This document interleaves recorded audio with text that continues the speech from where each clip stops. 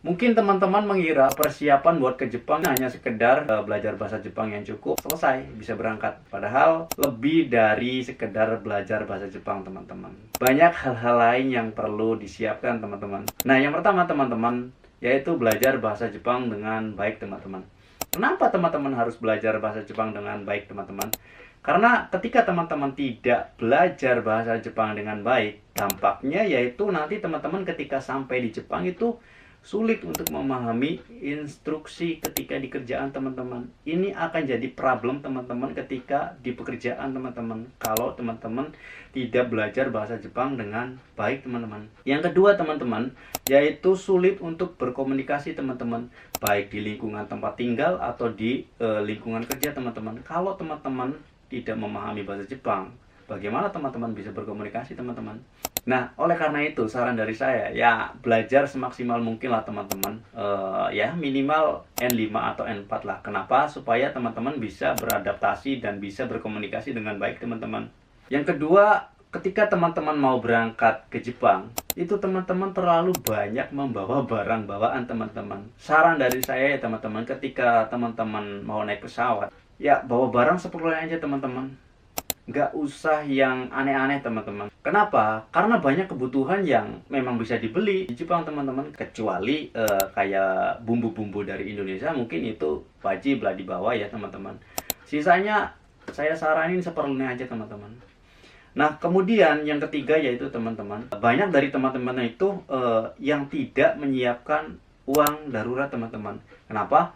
Karena prinsip teman-teman, khususnya pemagang, itu berpikir bahwasanya nanti di Senta kita sebelum keluar Senta akan dikasih uang kok buat hidup 1 bulan. It's okay lah. Itu memang teman-teman nanti dikasih uang ya untuk kebutuhan kehidupan teman-teman selama 1 bulan ya, teman-teman. Tapi kan ketika teman-teman ada keperluan mendadak atau sakit atau tiba-tiba uangnya kurang atau dan lain sebagainya, bagaimana kalau teman-teman tidak membawa uang darurat?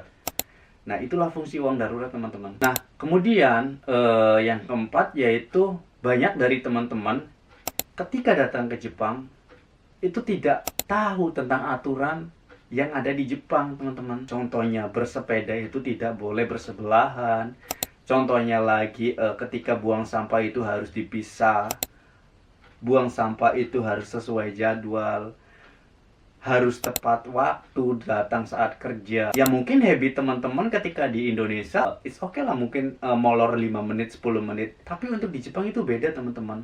Orang sini itu sangat disiplin, teman-teman, karena mereka sangat menghargai waktu orang lain, teman-teman. Nah, yang terakhir yaitu ketenangan, teman-teman. Ketika teman-teman datang ke sini, itu habitnya masih kebiasaan Indonesia. Jadi masih suka ramai-ramai gitu.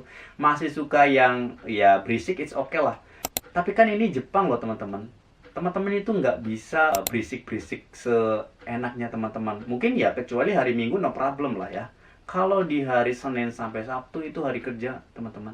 Jadi itu bisa mengganggu, teman-teman. Maka dari itu, ketika teman-teman nanti sampai di Jepang, tolonglah jaga ketenangan lingkungan, teman-teman. Karena benar-benar di sini sangat tenang, teman-teman. Kemudian yang kelima, teman-teman. Teman-teman ketika sampai di Jepang itu rata-rata pada malu bertanya, teman-teman. Padahal kan ada pepatah bilang, malu bertanya tersesat di jalan, teman-teman. Nah, kalau menurut saya pribadi, teman-teman, ketika teman-teman tidak memahami instruksi, ketika teman-teman tidak memahami bahasa Jepangnya, tolong ditanyakan ulang, teman-teman. Dikonfirmasi ulang sampai benar-benar memahami. Kenapa? Karena banyak kejadian di sini ya, teman-teman. Ketika dia diberikan instruksi, terus dia bilang hai atau bilang oke, dia mengerti. Padahal dia itu nggak ngerti, teman-teman. Dia asal jalan aja udah, nggak tahu arahnya kemana. Makanya saya sarankan ketika teman-teman yang pemula ketika datang itu jangan malu untuk bertanya, teman-teman. Entah itu kepada seniornya, entah itu kepada orang Jepang langsung. Pokoknya jangan malu, teman-teman. Ketika nanti teman-teman sudah di Jepang, habit malu bertanya itu hilangin, teman-teman. Nah, kemudian banyak dari teman-teman kita saat dia sampai di Jepang, itu saking bahagianya, dia lupa akan kesehatannya, teman-teman. Sampai pola tidurnya itu nggak teratur, itu saking senangnya udah di Jepang, teman-teman. Makan pun kadang lupa, teman-teman. Jadi ketika nanti teman-teman sudah sampai di Jepang, ya tetap pola makan, pola tidur tetap harus dijaga teman-teman. Kemudian teman-teman, ini yang pernah saya alami ya teman-teman, yaitu tentang mengatur keuangan teman-teman. Ketika nanti teman-teman sudah di Jepang ya teman-teman, jadi nanti circle teman-teman atau tetangga kalian atau teman kerja kalian ya teman-teman, itu kan pada punya uang ya teman-teman. Itu biasanya gampang banget buat ngambur-hamburin teman-teman. Jadi saran saya ya teman-teman yang pernah ngalamin sewaktu magang dulu ya teman-teman, belajarlah memanajemen keuangan teman-teman. Pokoknya jangan sampai menyesal teman-teman. Dan ini yang paling penting teman-teman, hindari belanja impulsif teman-teman. Contoh, ketika teman-teman merasa ini murah nih ya kueng, ini murah nih 10 ribuan, ini murah nih 30 ribuan. Kelihatannya itu murah teman-teman. Kelihatannya itu murah.